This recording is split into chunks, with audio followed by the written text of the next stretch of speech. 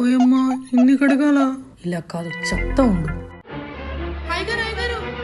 Sync లో cockroach పడింది అయ్యగారు. పోయి చూడబోతారు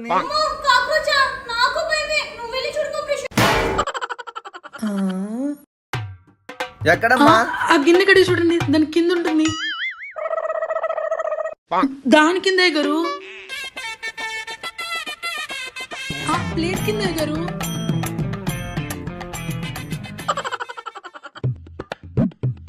అయ్యగారు అది కొంచెం దులుపుతారా, అందట్లేదు. అక్కడ అక్కడ అయ్యగారు, అక్కడ